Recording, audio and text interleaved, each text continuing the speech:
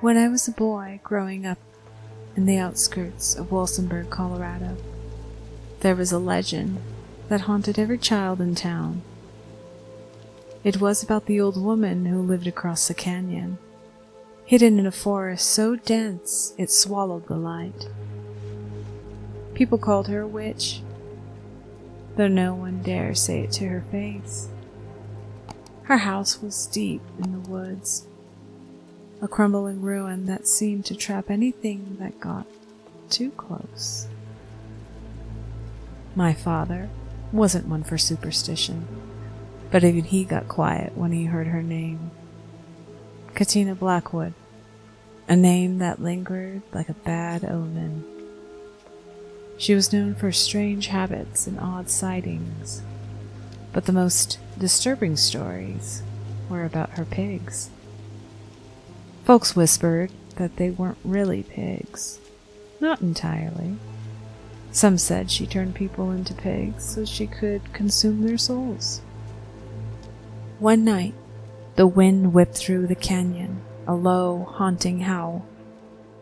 The moon hung in the sky, cold and distant. I was 10, but I remember that night like it happened yesterday.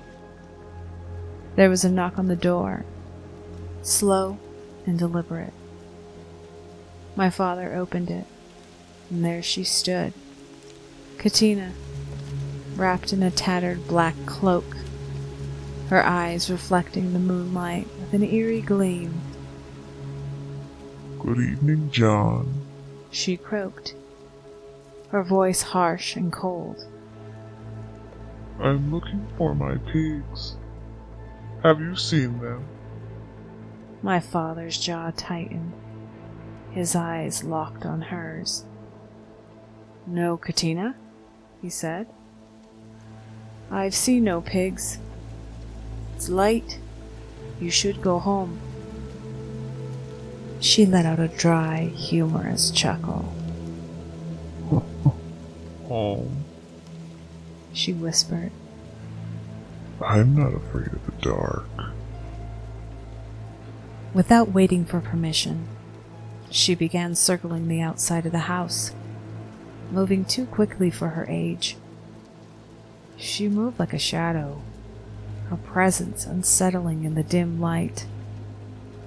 My father stayed in the doorway, tense and silent, watching her every move. Then they came. One by one, our pigs emerged from the darkness behind the shed. Their eyes caught the moonlight, glowing with a strange intelligence. They moved in single file, their way of walking almost unnatural, like they were being driven by some force they couldn't resist. Katina stopped, her back to us, as the pigs lined up behind her. It looked like some grim parade. She didn't say a word, just stood there for a moment before turning to leave. I thought it was over, but then the last pig paused. It turned its head and looked right at me. My blood went cold. Its eyes weren't those of a pig. They were human. And the face, it was unmistakable. A scar ran down its cheek, the same scar that belonged to Tom Hensley, the farmer who had disappeared years ago. I froze, staring into those eyes. They were pleading, desperate. That's when I understood the stories. Katina didn't just keep pigs. She turned people into them, trapping their souls in their bodies so she could devour them. She consumed them to feed on their souls, draining every last bit of what made them human. The pigs followed her because they had no choice. Cursed to trail behind her until she decided it was time for them to be her next meal. Katina moved on, her pigs falling back into line. The last one hesitated for a moment longer, eyes burned with a silent horror, before turning and following the others into the woods. They vanished into the darkness, leaving behind the only chill in the air. My father shut the door, his face pale and grim.